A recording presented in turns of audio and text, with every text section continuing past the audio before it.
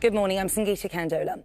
A think tank which aims to improve government effectiveness says the investigation into claims former Deputy Prime Minister Dominic Raab bullied staff has led to a complete breakdown in trust between ministers and civil servants.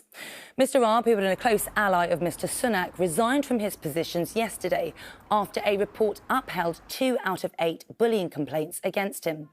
Alex Thomas, Programme Director for the Institute for Government, said the Raab mess has meant a complete breakdown with leaks and acrimony amongst all parties, ending a ministerial career and leaving officials disillusioned and in some cases traumatised. The truth is that it is extremely difficult for junior private secretaries and others to register formal concerns.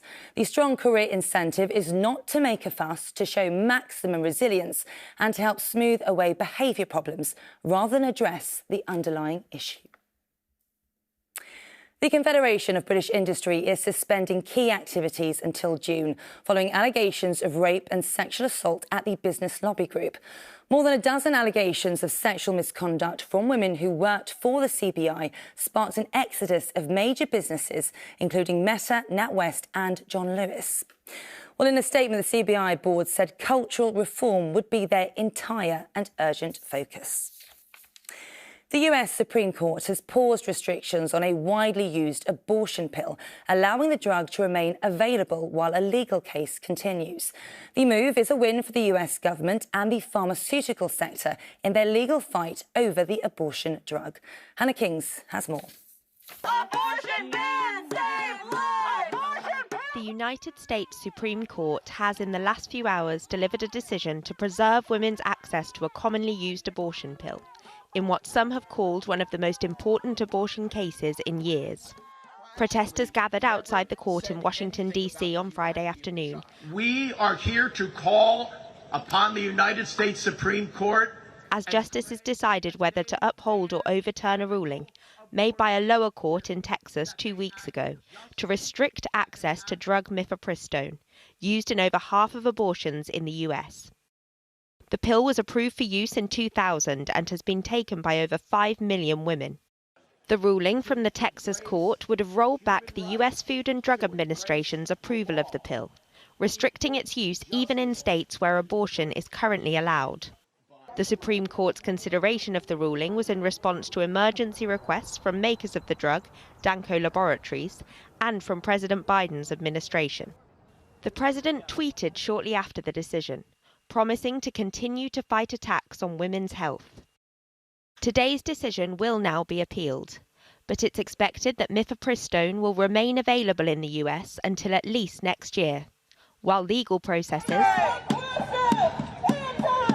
and fierce debate continue. Hannah Kings, ITV News.